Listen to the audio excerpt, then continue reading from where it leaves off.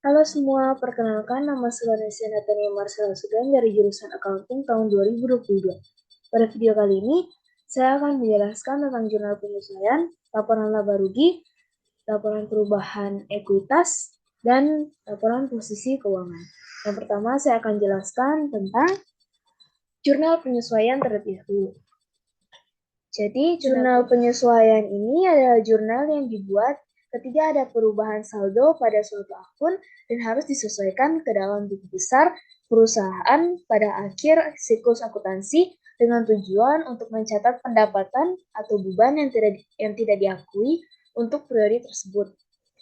Jurnal penyesuaian ini digunakan untuk mencatat transaksi yang sudah terjadi, tetapi belum dicatat dan digunakan juga untuk mencatat transaksi yang telah dicatat tetapi memerlukan koreksi agar nilainya sesuai dengan keadaan yang sebenarnya.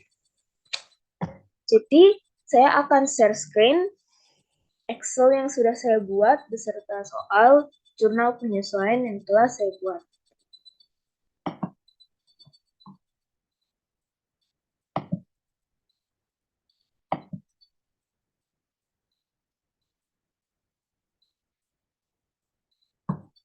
Berikut Excel yang saya pakai sama seperti video yang kemarin tentang jurnal yang saya buat, masih sama.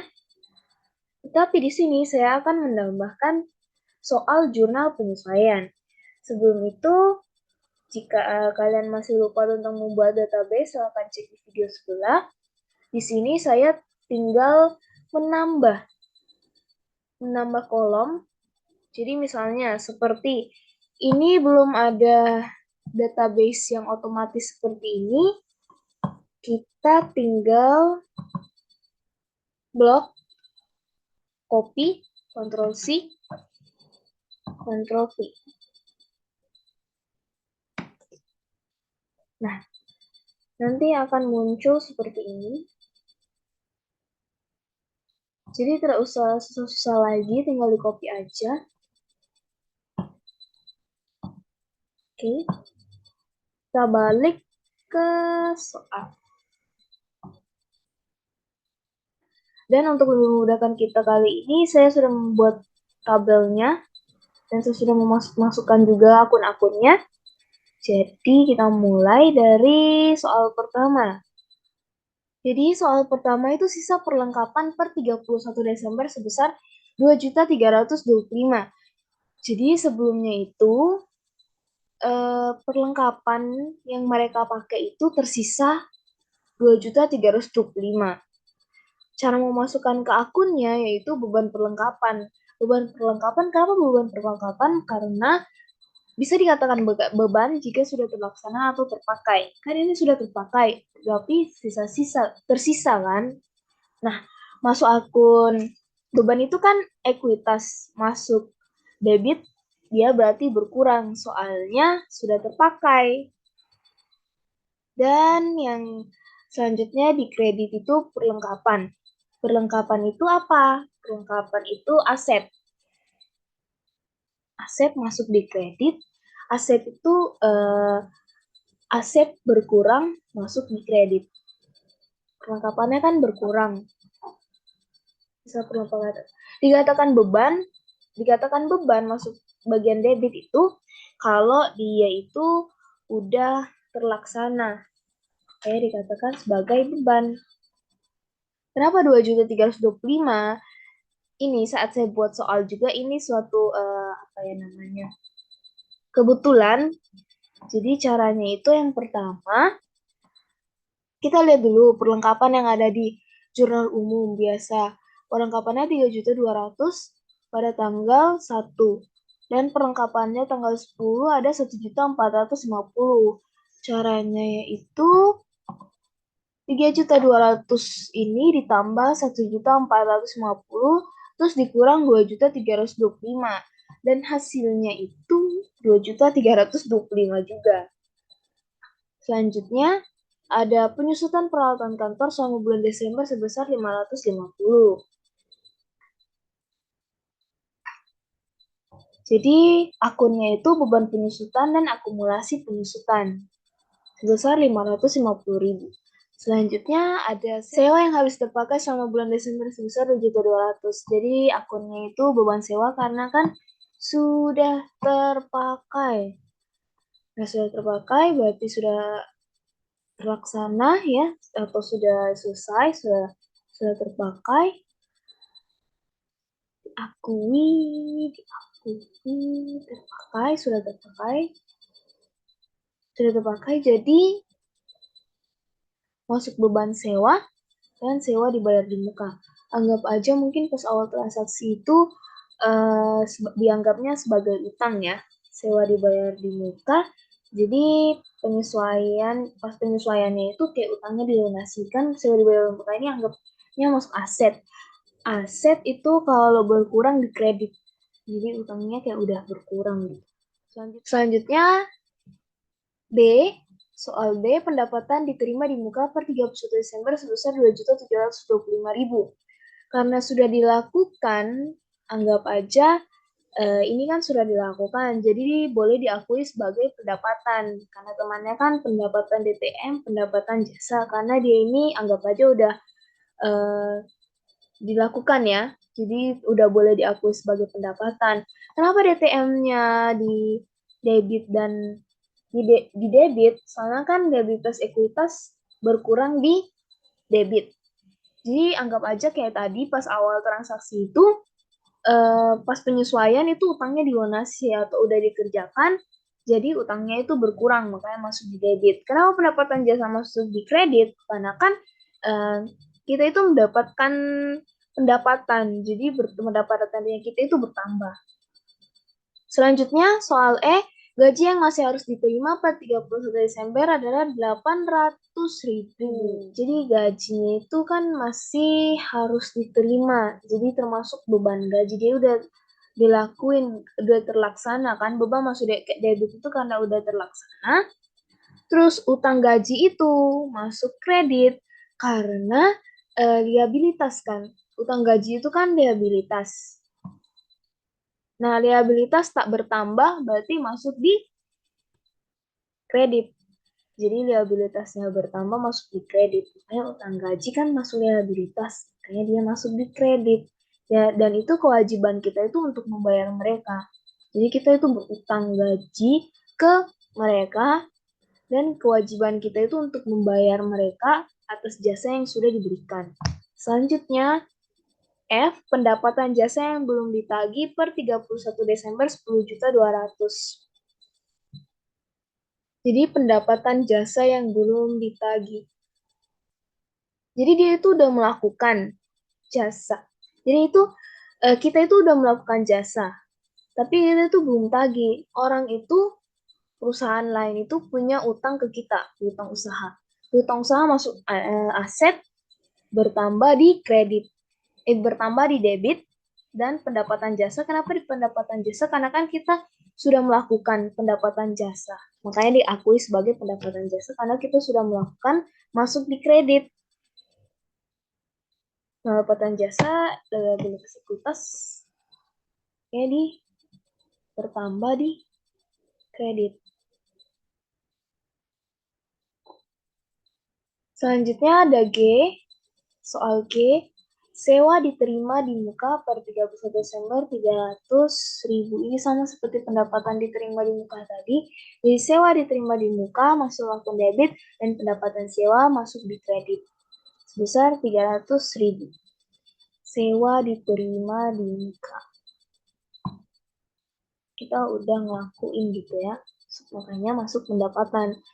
Selanjutnya, setelah jurnal umum, kita itu akan lanjut ke buku besar. Jadi setelah melakukan penyesuaian, selanjutnya yang kita buat adalah buku besar. Nah, saldo di buku besar inilah yang juga menjadi referensi pembanding nantinya yang akan digunakan untuk melihat bahwa penginputan data di neraca lajur itu sudah tepat. Jadi kita harus mendahulukan itu penginputan data ke buku besar karena biasanya jurnal penyesuaian menimbulkan sebuah akun baru yang akan dipasang juga pada neraca. Nah, kita lihat di jurnal penyesuaian itu apa yang baru? Beban perlengkapan. Beban perlengkapan ini ada nggak beban perlengkapan sebelumnya? Oh, belum ada. Jadi kita tambah kolom baru, beban perlengkapan 2.325 di debit. Saya kasih keterangan yang warna pink jurnal umum dan yang warna rada-rada hijau jurnal penyesuaian. Ini merupakan buku besar yang lama, jadi saya tinggal masukkan, tapi di neraca saldonya ini masih tetap punya yang lama, tapi di sebagian ini udah terganti nominalnya yang sudah tercampur oleh jurnal penyesuaian. Selanjutnya perlengkapan. Perlengkapan, ada nggak nih perlengkapan? Oh, ada. Ini perlengkapan. A 2.325. Setelah itu kita pakai rumus. If if debit lebih besar dari kredit, titik 2, debit dikurang kredit. Hasilnya kayak gini. Selanjutnya, beban penyusutan, akumulasi penyusutan, beban penyusutan. Ada nggak nih beban penyusutan? Oh, nggak ada. Ya udah, kita tambah kolom baru beban penyusutan. Sama akumulasi penyusutan peralatan. Jangan sampai salah kolom ya. Selanjutnya ada beban sewa dan sewa dibayar di muka. Beban sewa ada nggak? Beban sewa, oh nggak ada. Jadi kita tambah lagi baru beban sewa dan sewa DBM. Sewa DBM ada. Nah, masukin. Ini saya lupa kasih warna. Oke, jadi warnanya itu menandakan ada jurnal penyesuaian yang dimasukkan ke dalam jurnal umum yang kemarin. Nah, selanjutnya sampai pendapatan sewa udah diisi, lalu dimasukkan ke dalam neraca saldo sesudah disesuaikan. Jadi kita lihat lagi kasnya. Apakah ada gangguan? Oh, ternyata masih sama 12.045. Hutang usaha mengalami perubahan 29 juta. Yang tadinya 18.800 menjadi 29 juta. Nah, bagaimana menjadi seperti itu? Soalnya kan kita lihat pas piutang usahanya di sini tuh masuk mana? Oh, masuk di debit. Berarti di debit dikasih masuk di sini di debit, lalu dijumlahkan, lalu memakai rumus if yang seperti biasa, lalu hasilnya seperti ini. Nah ya, saya contohkan. Nah, yang kemarin itu 18.800 kan sama 18.800 sebelum adanya jurnal penyesuaian. Setelah jurnal penyesuaian dimasukkan, jurnal penyesuaian piutang usaha F. F masuk gimana piutang usahanya? Oh, di debit 10.200. 10.200. Nah, tinggal di sum dari atas sampai bawah. Ini juga pakai rumus langsung angkanya terubah. Selanjutnya ada apa? Perlengkapan.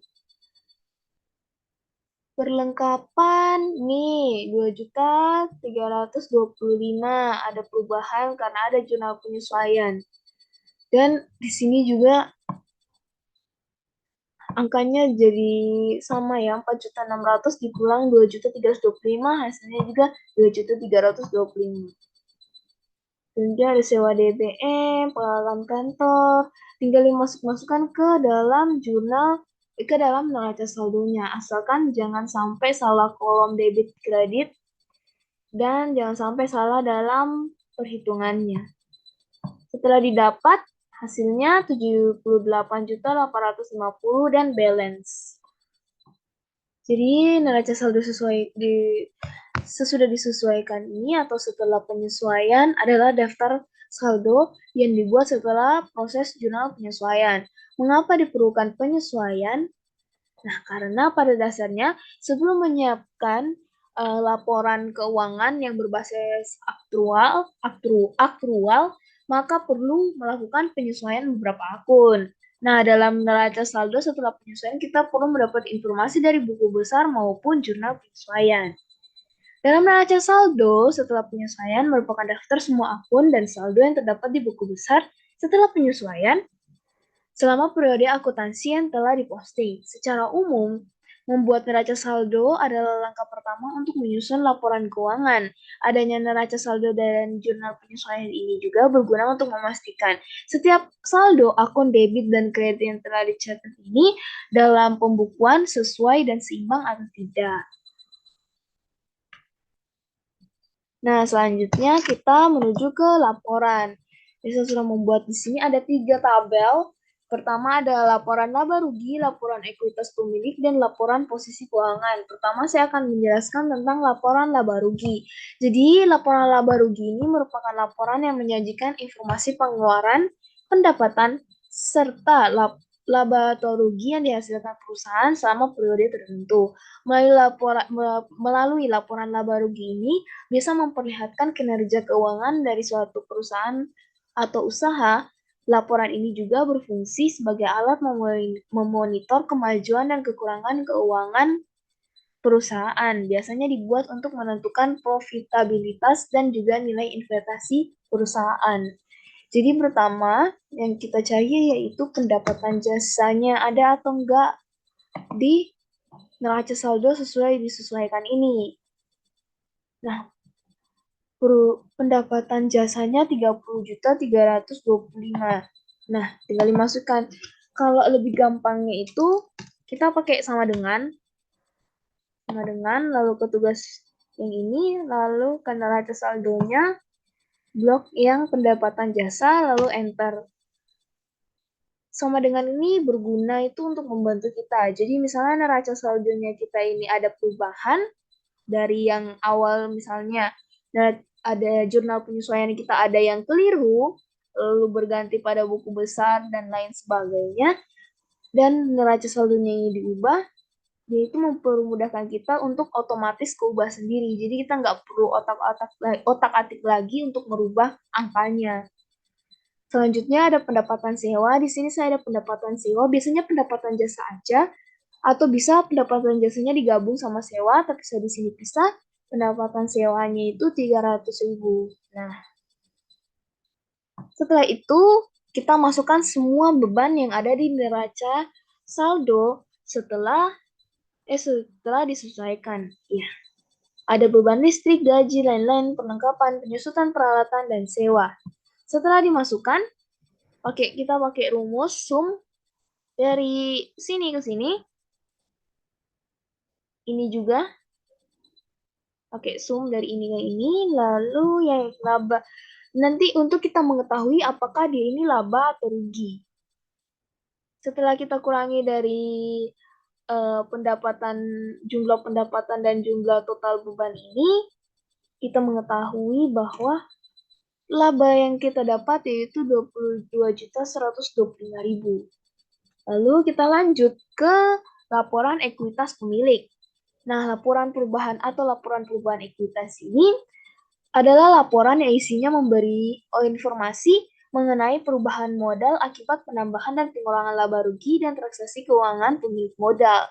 Jadi modalnya Kim Sok Jin pada 1 Desember 2022 ini sebesar 45 juta.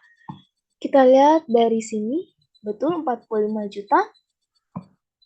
Selanjutnya, investasi tambahan dilakukan tidak ada sejauh ini. Lalu laba netonya yang kita dapat dari laporan laba rugi kita masukkan. Setelah itu kita kurangi dengan prive. Prive yang kita dapat yaitu 12.500.000 setelah dikurangi dan dikurangi dividen. Dividennya 180.000, hasilnya 9.445.000.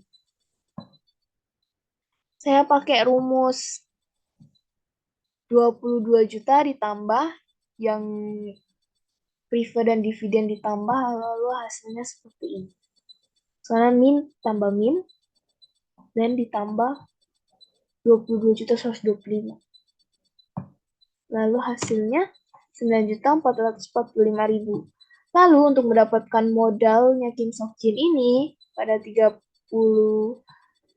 Desember 2020, yaitu berupa 54.445.000. Nah, selanjutnya kita beralih ke laporan posisi keuangan. Laporan posisi keuangan ini merupakan laporan keuangan yang melaporkan aset, liabilitas, dan ekuitas perusahaan pada saat tertentu untuk memudahkan analisis dan memprediksi arus kas di masa mendatang. Jadi aset ada aset lancar dan aset tetap. Aset lancar berupa kas, piutang usaha, perlengkapan sewa dibayar di muka. Kita lihat kas, piutang, perlengkapannya ada di debit. Tapi sewa DPM-nya itu berada di kredit. Makanya kita kasih tanda kurung atau tanda min. Lalu jumlah asetnya kita dapat yaitu 43.070.000. Lalu aset tetapnya ada peralatan dan dikurangi akumulasi. Hasilnya didapat 13.450.000 ini. Lalu jumlah aset tetapnya kita hitung kita tambah, kita pakai rumus sum, dapatnya 56.520. Nah, untuk mengetahuinya itu harus laporan posisi keuangan ini antara aset dan liabilitas ekuitas itu harus balance. Nah, lalu kita lihat liabilitasnya itu ada utang usaha, utang gaji, pendapatan DTM, dan sewa DTM. Utang usaha, utang gaji, pendapatan DTM ini berada di mana saat di neraca saldo? Utang usaha, utang gaji. Nah, berada di kredit. Lalu sewa DTM-nya berada di debit. Berarti yang bagian sewa DTM-nya kita tanda kurung sama seperti sewa dibayar di muka.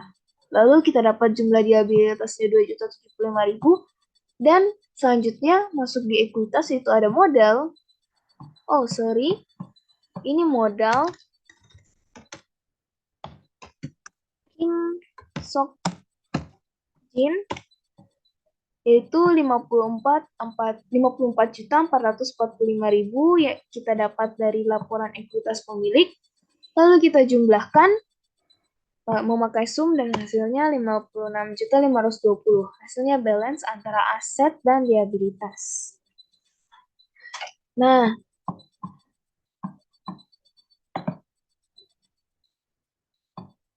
sama seperti yang kemarin, jika dari awal jurnal penyesuaiannya sudah salah, berarti ke belakangnya juga sudah pasti akan salah dan berbeda. Sekian terima kasih dari video kali ini. Semoga membantu kalian semua. God bless you.